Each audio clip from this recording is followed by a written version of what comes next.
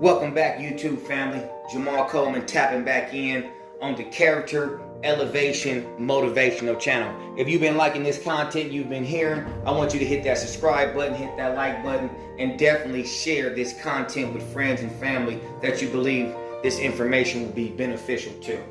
Today, we're going to be talking about the topic of thinking and thinking correctly.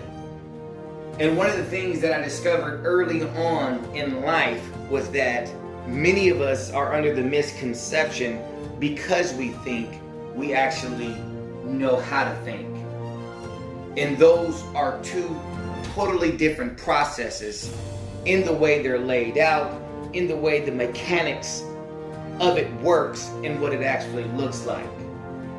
And what I mean by that is our mind naturally have processes of thinking. In other words, the way thinking works, in the process of it, our mind does automatically. But actually having the knowledge of how the mind works, of the processes that the mind takes when it's thinking, and then using that knowledge to our advantage and transforming the reality that we're in and tapping into the actual one are two totally different things. And that's what I discovered. In discovering this information and using it to our advantage will have a great impact in our lives, the better we understand it. Transformation is possible, but transformation takes work. It takes time. It takes effort. It takes strategizing. It takes diligence. And one of the things about the process of the way the mind works is whatever your belief system is, whatever is in your heart, is what's locked into your subconscious mind. And as that is locked into your subconscious mind, it's what plays out in the conscious mind, whether we know it or not. You know, one of the great examples I like to use, if we're a type of person that always takes the victim mindset, or always is struggling with anxiety and worry, anytime a situation arises, naturally, before we even recognize what we're doing, we're making imaginations in our mind, our movie scripts in our mind, of all the possible negative outcomes that we believe can happen in the situation.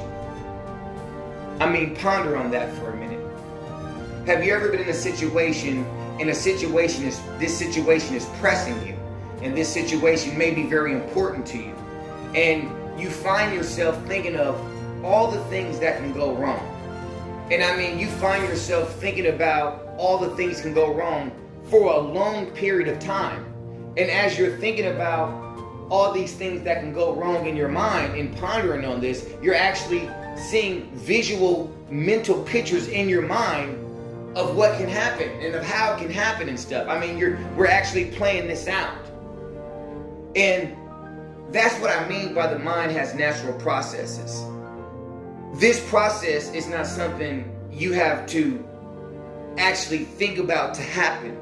But because you have the fear or the worry or the anxiety, once you begin to think about that, your mind already begins to go through those processes of thinking and making those imaginations. And one of the most interesting things about that is, as we are doing that and we're having those imaginations about that fear, that worry, and that doubt in that situation, we're actually building up feelings. We're actually building up feelings of anxiety. And those feelings and that imagination that we have are actually making root connections in our mind, in our neurons. They call them neural networks, and they're actually having connections, and those connections are actually building up pathways of thinking, pathways of habit, pathways of the way we see life and the perception of it. And that's what I'm talking about the natural processes of thinking. Our mind goes through these processes whether we know it or not. But having the understanding of the way the mind works and using that wisdom to our advantage will allow us to strategically make ourselves not think about the negative things that can happen in the situation. Because the interesting thing is, whatever you focus on, whatever you spend your time meditating on, is what is highlighted in your mind, and that is the result you get. But if we understand that our mind goes through these natural processes of thinking, and instead of focusing on the problem, we begin to focus on the solution and focus on a way that we can overcome the current situation, our mind will also have imagination and make whole movies or stories up in our mind of different ways we can actually overcome the situation. And because we are focusing on the answer and the solution to the situation that we may be going through and not focusing on the problem, we are actually still building up feelings and emotions based off the positive aspect of what we can do in the situation. And we're actually still building neural networks. And we're more likely to come up with the innovative and creative way to solve the problem instead of building up a reservoir of fear, anxiety, worry, and doubt. And this is what I mean by the mind goes through these natural processes whether we know it or not. The mind has these processes of thinking, and the mind is going to do it. So if we learn to be transformed by the renewing of our mind, by understanding the way the mind works, and then using these cognitive abilities to our advantage, it gives us the edge in walking in a transformed mind, and walking in a way that would allow us to actually benefit instead of allowing the processes of our mind to bring us down and put us in a state of worry and discontentment and fear. I mean, this takes time, you know. I know everybody listening to this, we all have definitely been in situations like that where we're worried about a situation, and the situation is pressing us and we can't get it out of our mind, and we're constantly focusing on the negative about the situation and how we feel about the situation until we get lost in that cocktail of worry, fear, and doubt, suppressing any creative energies, any innovative ways of overcoming the situation. And the interesting thing is, when you talk about reality and when you talk about tapping into reality and actually tapping into what we would call the true reality of the situation, if we sit there and actually get lost in the cocktail of worry, fear, and doubt, and thinking of all the imaginative things that can happen on the worst end, we're actually stifling and cutting off the reality and the energy and the innovation that we can have to actually overcome the problem. But we're actually, in fact, by thinking on those negative things, putting ourselves in a reality where the situation will not get worked out because we're not allowing ourselves to be put in a position where we can use all our energy to overcome the situation. And this is why I said, you know, I found out early in life, even though we are thinking, are we thinking correctly? And that thought is very provoking.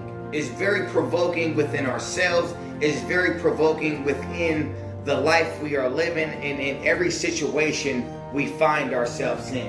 And one of the most powerful tools that I found out that a person can use is always be in a state of self-awareness and self-evaluation. And that's what makes us totally distinct from animals. That's what makes us totally distinct than any other created thing on this earth, is that we actually have the ability to monitor our own thinking. We are conscious. And because we are conscious, we can actually look at the way we're thinking, and we can actually assess how we're thinking. And that's a powerful thing if you think about it. You can think, and then you can actually think about what you were thinking about and assess how you were thinking about the situation and come out with a conclusion if you were thinking about the situation correct or the wrong way. But in order to do this, a person has to be conscious. And what I mean by conscious is there's levels to consciousness. I mean, we're all conscious right now. You're conscious as you're listening to this. You're hearing the information. You're thinking about the information. But it's conscious on different levels, because you can always be strategically conscious.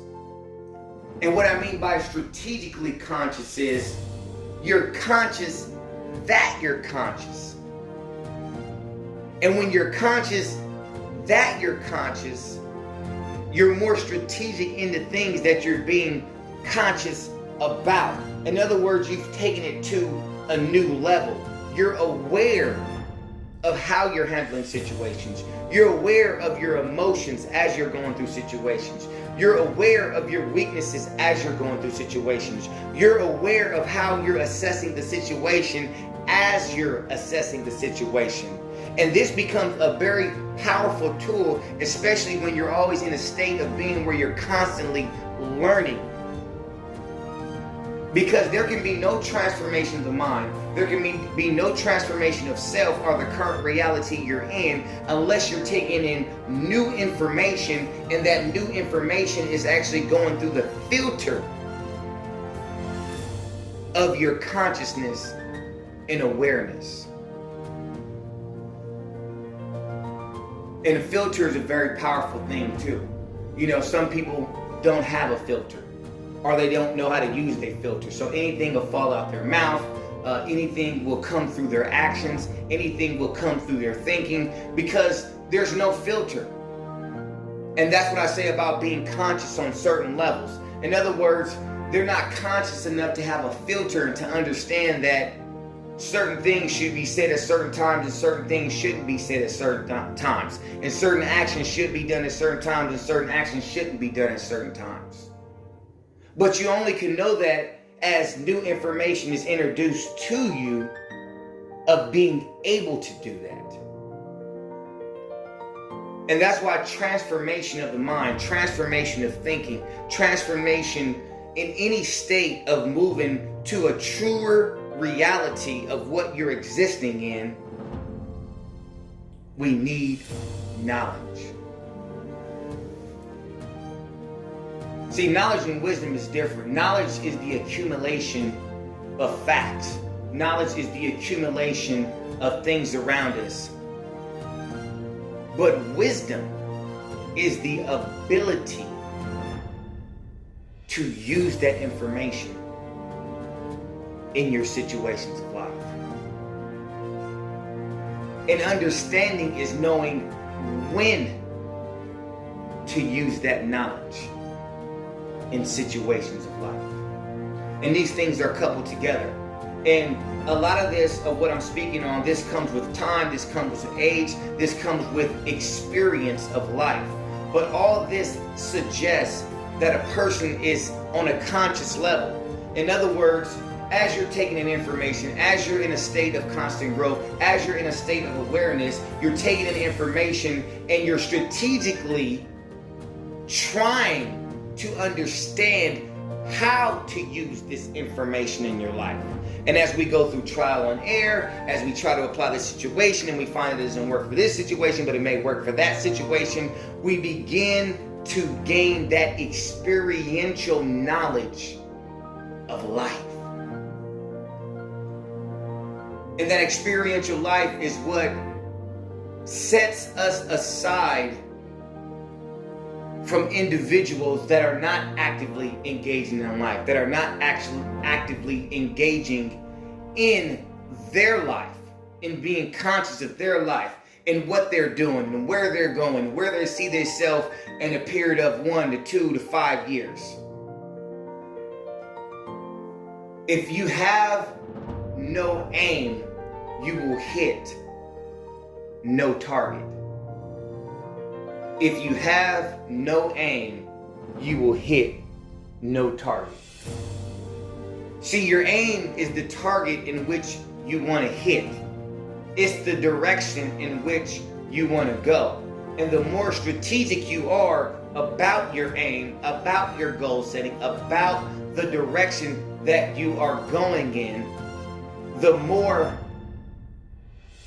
ability you will have to hit that mark. And this is what I talk about with thinking. You know, God has given us a mind.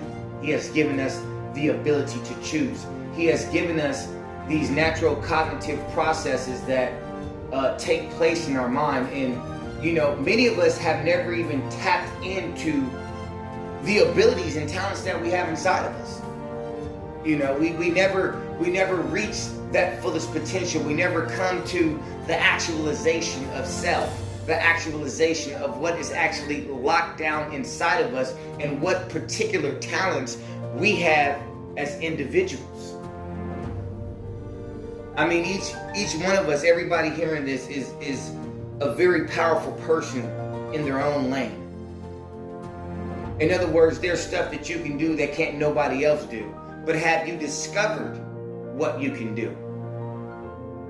Have you found that fulfillment in knowing what you can accomplish and what you can accomplish at a powerful rate? And this is why I talk about thinking. If you look at everything around you, even as you're able to listen to this video, all of it was first a thought in somebody's mind. It was a thought. It was something that they had in their mind. It was an ideal. And from that ideal, from that thought that they had in their mind, they were able to take that thought and make that thought be translated into reality. I mean, imagine the man that first thought of an airplane, and imagine the ridicule that he probably went through. But had not he pressed into the ideal that he had of us one day flying in things that we call an airplane, that ideal would have never been translated into actuality. And that's everything around you. Everything around you was first birthed as a thought in somebody's mind. It was thought out, it was planned out, and it was put to work until it was translated into what we call reality. And I talk about the subject of reality because from everybody's perspective and the point from which you're coming into in life, that's your reality. But it doesn't mean that that's actually the true reality. That's just the reality in which you are now subscribed. And I say subscribe because that is the reality in which you are now living, whether it's the true reality or whether it's not the true reality. Whether you've discovered what your true reality is or whether you haven't. And reality is that which corresponds to the truth. That's what lines up with the true reality. You know, I could tell somebody if they're in the house, I could say, hey man, if you go outside, you're going to be eaten by monsters. Now, if they believe that and they act upon that, that becomes their reality. But it doesn't actually mean there's monsters outside. That's just the reality they subscribe to. And just because they subscribe to that reality, they're now not going to go outside. But the actual truth is, there's not monsters outside. That's just what they believe. And that's why lining truth up with what the actual reality is and what you actually believe and how you actually act is very important. Because you can be living a lie and think that's the true reality and not be in the true reality. You could be in a false reality because you subscribe to a lie, and because you subscribe to a lie, that have disqualified you from living in the actual true reality. And all this goes back to thinking. Having that active mind. Having that mind where you're conscious, you're aware, and you're not just conscious on a low level, but you're conscious on a higher level. You're conscious that you're conscious. And you're consciously thinking about what you think about and how you think.